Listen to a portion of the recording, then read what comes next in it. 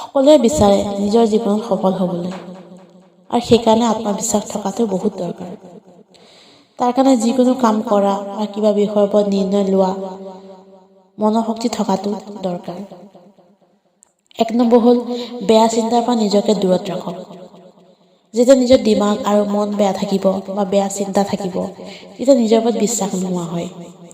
ধৰক আপোনাৰ সম্পৰ্ক ভাল নহয়, বেমাৰ থাকে, ব্যৱসায় ভাল নহয়, এইবিলাক যদি আপুনি ভাবি থাকে তেতিয়া বেয়া চিন্তা আহিবই। কিন্তু এনেকুৱা সময় বা এনেকুৱা পৰিস্থিতিত বেয়া চিন্তা মনলৈ আনি কেনেকৈ সেইবোৰ ঠিক কৰিম এইবিলাক ভাবিব লাগে। আৰু এইটো ভাবিব লাগে যে নাই মই সকলো ঠিক কৰিব পাৰিম। 2 নম্বৰ হ'ল নিজৰ প্ৰতিভা চিনি পাওক। আমাৰ সকলোৰে মাজত কিছুমান গুণ থাকে আৰু সেই গুণখিনি আমি চিনি পোৱাটো বহুত দৰকাৰ। বহুতে নিজৰ প্ৰতিভা চিনি নাপায় আৰু এইটোৱে ভাবি লয় যে মই একো কৰিব নোৱাৰিম বা নিৰাশ হৈ যায়। সেইকাৰণে নিজৰ গুণখিনি চিনি পোৱাটো খুব দৰকাৰ। 3 নম্বৰ হ'ল ভুল কৰিবৰ কাৰণে কেতিয়াও ভয় কৰিব নালাগে। ভুল কৰাটো একো অপৰাধ নহয়। দুনিয়াত যিমান মানুহ আছে সকলোৰে ভুল হয় আৰু ভুলৰ পৰাই মানুহ শিকে। যিটো কাম আপুনি প্ৰথমবাৰ কৰিব সেইটো ভুল হোৱাটো স্বাভাৱিক আৰু ভুল কৰিলে শিকিব আৰু আগবাঢ়িব। আৰু এবাৰ কৰা ভুল যাতে দুবাৰ নহয় সেইটোলৈ মন কৰিব লাগে আৰু তেতিয়া আপোনাৰ আত্মবিশ্বাসো বাঢ়িব। 4 নম্বৰ হ'ল নিজৰ ওপৰত বিশ্বাস ৰাখক। আত্মবিশ্বাস থাকিব হ'লে নিজৰ ওপৰত বিশ্বাস থকাটো বহুত দৰকাৰ। যিকোনো কাম কৰাৰ আগতে নিজৰ ওপৰত বিশ্বাস কৰক যে মই এই সকলো কাম কৰিব পাৰিম। 5 নম্বৰ হ'ল জ্ঞান অৰ্জন কৰক। কাৰণ জ্ঞান থাকিলেহে নিজৰ মনৰ শক্তি থাকিব। যিকোনো বিষয়ৰ ওপৰত ক'ব গ'লে জ্ঞান থাকিব লাগিব আৰু জ্ঞান থাকিলে সকলো কথা আত্মবিশ্বাসেৰে ক'ব পাৰিব।